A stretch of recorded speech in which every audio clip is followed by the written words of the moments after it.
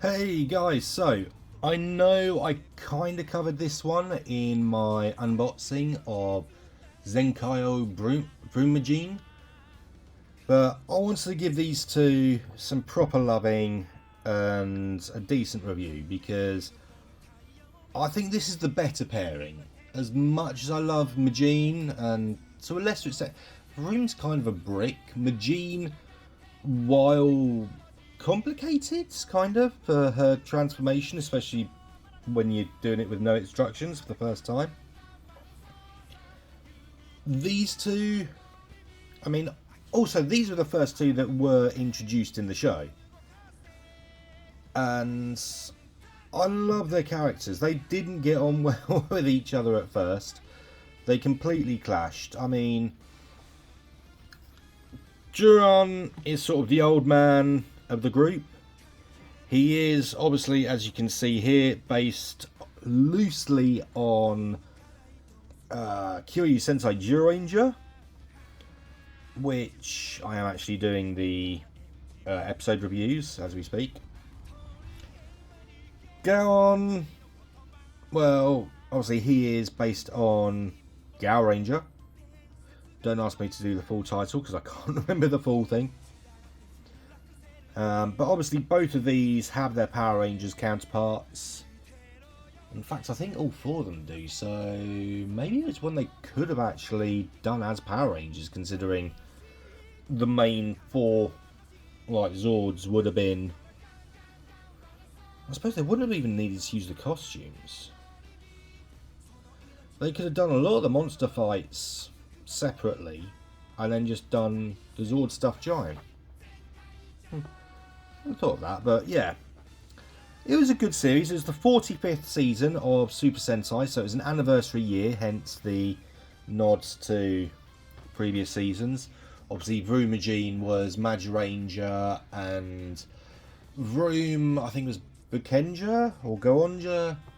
I don't know, I haven't actually seen all of them yet, so I'm working my way through.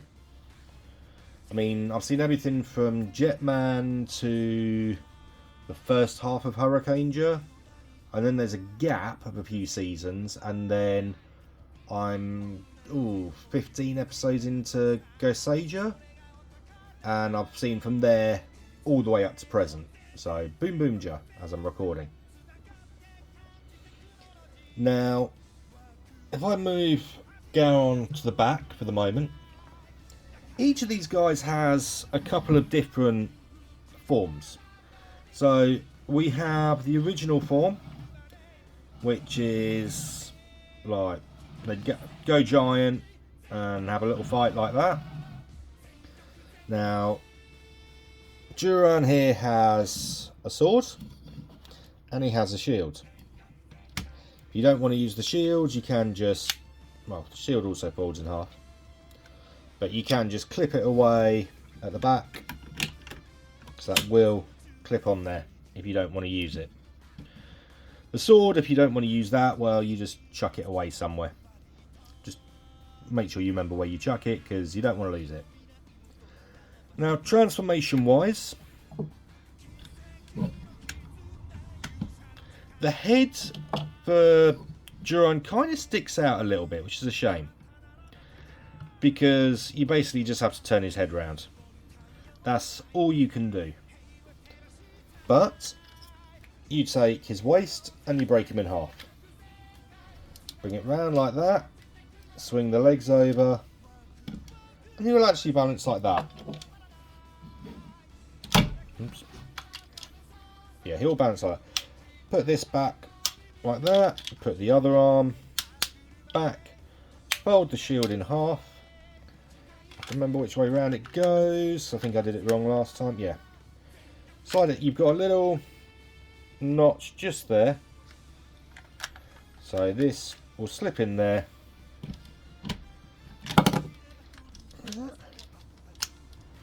Yeah, that was the right bit.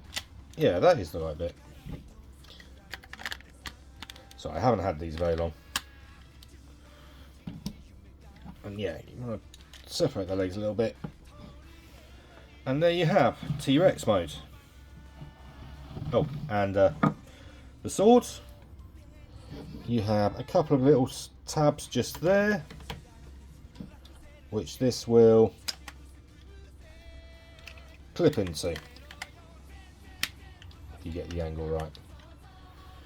So yes, you will have a nice pointy-tailed T-Rex with Juran's head on the top.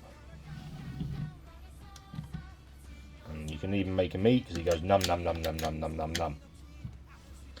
Oh yeah, as posability in that goes, you don't really have anything in the legs. You can move the legs back and forwards, and that goes for robot mode as well. And obviously the arms have got rotation. Now, gonna jump ahead, but in fact, no, I will leave him as is. I'm gonna put him back here, and we're gonna bring in. Oh, I do want to also point out, in the first episode, Juran is the only one. Juran is the only one that goes big. And when he fights, he ends up at one point jumping up into the air and coming down like this. That is his finishing move, is to stab him like that. Now, part of me, I mean, I absolutely love that idea. His belly's come off. I love that idea, but also it did remind me, this is balanced. You know, it stays like that, but you put just a little bit too much pressure on it, will fold through, because it is just one bit on the ratchet for like posability. So it is, you can't put anything on him because he will collapse. But that is understandable. Also, you got little arms there, but they don't move. But yeah, it did remind me of Godzilla a little bit, I will say that. So now, go on. So basically, same as Juran. You can move those bits if you want, but then you won't stand up. The legs, well, that's all you get. You can move the whole waist forwards, so you can sort of go boof, but that's about it. And both arms will rotate. As you can tell from the shaking of the camera, it's shaking the whole table because it is quite a stiff ratchet, which is good. You know, it means everything stays in place. And he does have his own little weapon here, which is this claw there, which again, if you don't want him to use, you can just put on the back there, and it's out of the way, and you can display him without it. And it's just part of his backpack. Now, he also has an animal mode. So you take this back, but you actually do it at an angle this time, instead of having it flat, because Juran would have been like that. He actually goes like that, put them straight. The legs fold out from his arms, and the head, you fold the top down, and then it actually goes inside. And his claw piece actually sits and connects on there. And you now have Juran in lion mode. Kind of a very skinny lion, but it is what it is, and it works. Right, so for the main final transformation, they do actually connect, as seen in the Rumagene one. So what you do is you bring this all the way up, straighten that, and fold the legs around. Tuck in the lion's front legs. This will then go up like that. This one will come down. Fold him in half, well, unfold him in half, so you can see his legs have become his hands. And just make out part of the face there. You've got all this, and his jaw, that'll be the bottom jaw, like that. This actually comes out, So when he's open, and that is what you get with Gaon. Now for Juran, there's a reason I left him. So we'll remove his tail. Again, fold the legs like that. The head, you swivel round. This will come up and will be an arm.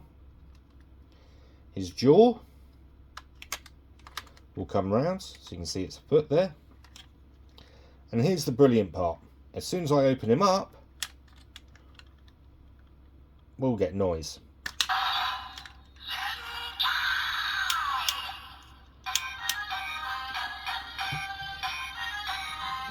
So if I just clip the bottom together so it doesn't change it. And if you leave it, it will actually speed up a little bit. So let's take the shield, open it up, and can actually connect it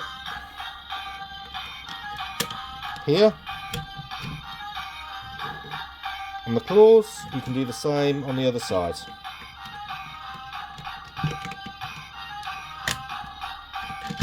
So they still have a place in this mode. Here we go. This is where it's telling you, hurry up and transform, will you?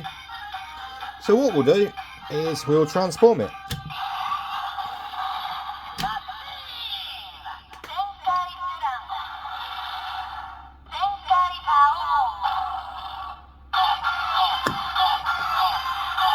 And then, just to finish it off,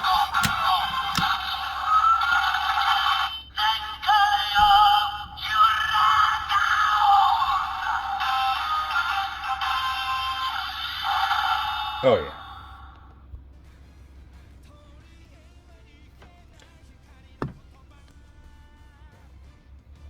So this is the big boy.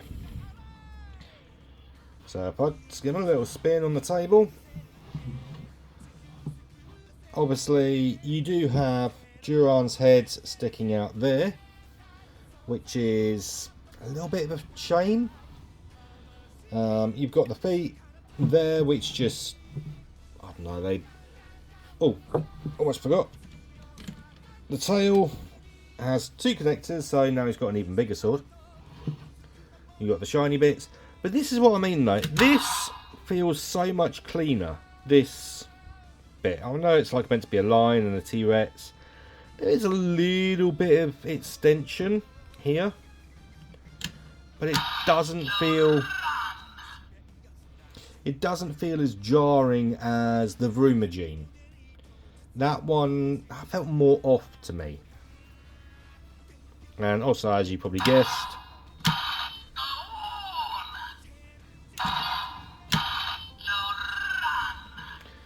you do get a couple of extra sounds just there. But as we turn it around, you can see T-Rex hands from under the jaw are there. You do get the rows of teeth in between. You've got each one's logo.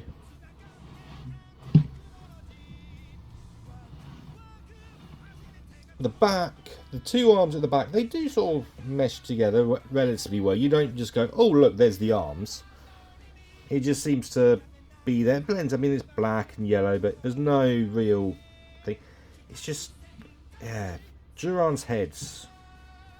I just wish they'd found somewhere to like put that. But I guess with the speakers being right there, I don't know if you can see it if I pull that down. There's the speakers just there. Yeah, Juran has the electronics inside, so you can't really push him in, push his head in. Obviously, you've still got the shield there, the claw weapon there, which you could, if you wanted to, put the claw weapon on the outside and the shield, so you can use them in this form instead of just putting them on. So you can give him the shield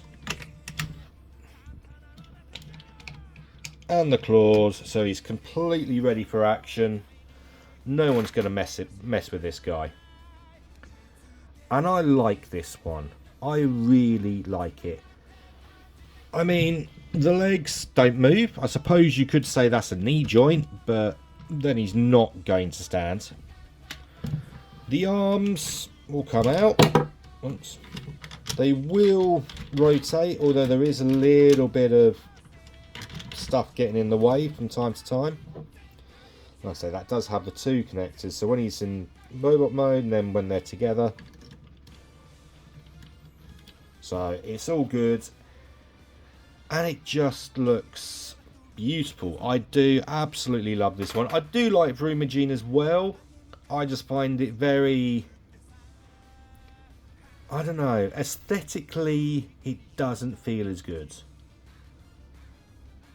I don't know. I mean, I love Majin. Room's good enough. I mean, he's sort of like the nerdy one, which I kind of like as a character, but he's just a brick. He's a dump truck. Although, I do like the figure.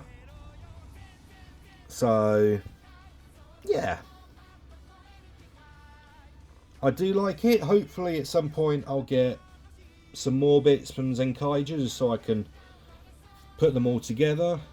Because I think you can get one that looks like a bit like a Dragon Zord that will connect to Juran, and there's another one that's a big gun or fighter jets that will take all four of them. So some point, fingers crossed, you never know, Christmas is coming up, I might get lucky. But until then, this has been Zenkaioh JuranGaon. And I do like this big boy. Well, little boy.